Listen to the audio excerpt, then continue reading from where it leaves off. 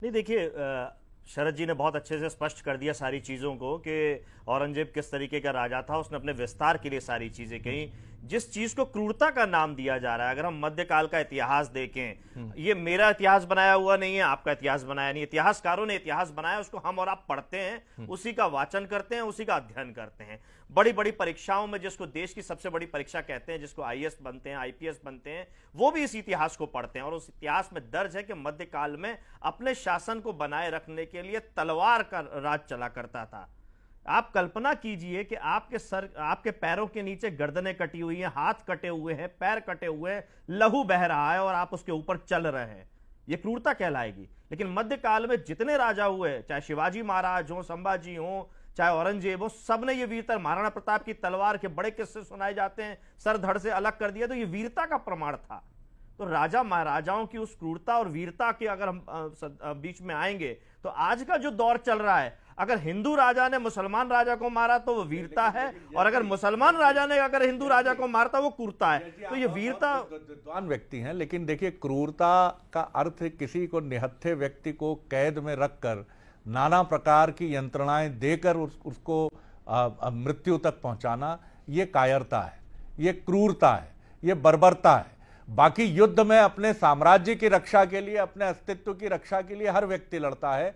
मुगल अपने लिए लड़े, और मराठा हो या राजपूत साम्राज्य के जितने भी पुरोधा राजा रहे हों, उन्होंने अपने लिए लड़ाई। लेकिन आप इन दोनों को एक तराजू पर नहीं रख सकते कि वो समय ऐसा था कि बर्बरता और निर्ममता का दौर था। नहीं, मैं बिल्कुल दोनों को तराजू में नहीं रख रहा। मैं यहाँ क्रूरता की बात कर रहा हूं और वीरता की बात कर रहा हूं कि जो उस दौर में क्रूरता और वीरता का परिभाषा जो आज के दौर में ली जा रही है, उसकी बात कर रहा हूं।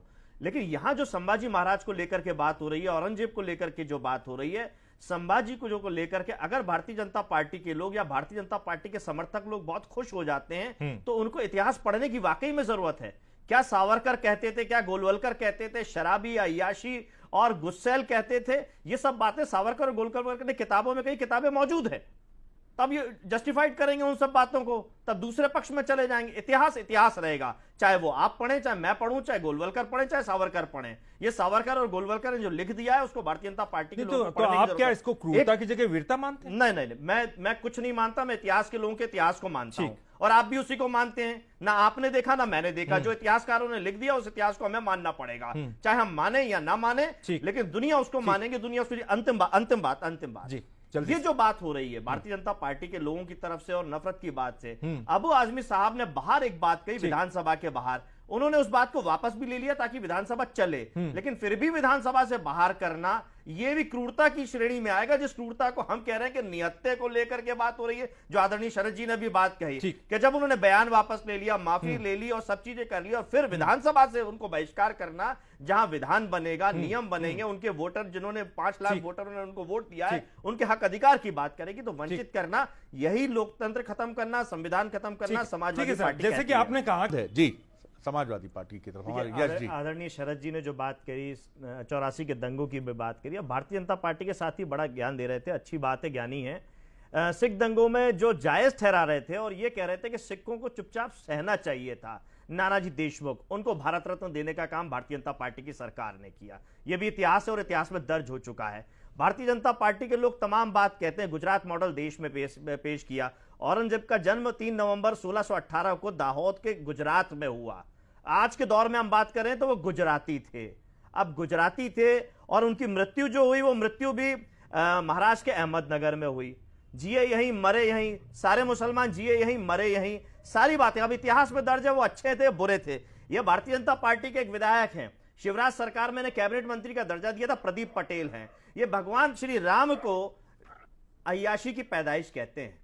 ये कहते हैं कि ऋषि और उनकी माताजी का संगम हुआ था, उनसे पैदा प्रभु राम हुए। नहीं, विषय यही है, विषय यही है। शरद जी, किसी भी सर फिरे व्यक्ति की माफ कीजिएगा, आप कोई इस तरह की बात कर दे तो उसको यहाँ उठाने का कोई अर्थ नहीं। एग्जैक्टली समाजवादी पार्टी के कामों की बजाय बीजेपी के कामों की लिस्ट है। शरद जी, मेरा निवेदन है, मैं यही बताना चाहता हूँ कि 2023 में प्रेस वार्ता के माध्यम से मैंने एक किताब दिखाई, उसके बाद भी 23 में भारतीय जनता पार्टी ने उस व्यक्ति को टिकट दिया, दोबारा विधानसभा भेजा। यही सरफेरापन है भारतीय जनता पार्टी का। जो धर्म के आधार पे जो ये कह रहे हैं कुंभ में कोई मुसलमान नहीं जाएगा, जो अब कह रहे हैं ब्रज में कोई मुसलमान नहीं जाएगा, लेकिन महाकुंभ में दुनिया को आमंत्रित करते हैं, देश के मुसलमानों को प्रतिबंधित करते हैं। कुंभ में मैं ऐसे सैकड़ों मुसलमानों को जानता हूं जी। शरद जी ये बातों में बहुत अच्छा लग रहा है, लेकिन ये सच है। लेकिन ना भारतीय जनता पार्टी की सरकार में क्या होता है? औरंगजेब क्रूर था, बुलडोजर लेकर के क्रूरता कौन कर रहा है? बनारस के अंदर एक मेरी अंतिम बात, बनारस के अंदर उर्दू पढ़ाने का काम मिश्रा जी करते हैं, हाँ। लेकिन संस्कृत पढ़ाने का काम जब जावेद करता है राजस्थान का, तो उसकी नियुक्ति पे प्रतिबंध लगाने का काम हटा दिया जाता है, बीजेपी हटा दिया जाता है। उस जावेद को राजस्थान के अपना इस्तीफा देना पड़ता है। एक लाइन में बस, नहीं सर समय बहुत कम है, बस एक लाइन में अगर आप बोलना चाहे तो बताइए। माननीय अखिलेश यादव जी ने महाकुंभ में जाने वाले लोगों के लिए टैक्स की माफी मांगी थी। देखिएगा इस पिक्चर को योगी सरकार टैक्स में माफी दे देगी, लेकिन महाकुंभ जाने वालों को से पैसा वसूलने के लिए और आमदनी करने के सारे स्रोत बहुत महत्वपूर्ण हो जाता है। यश जी आप भी तमाम चीजों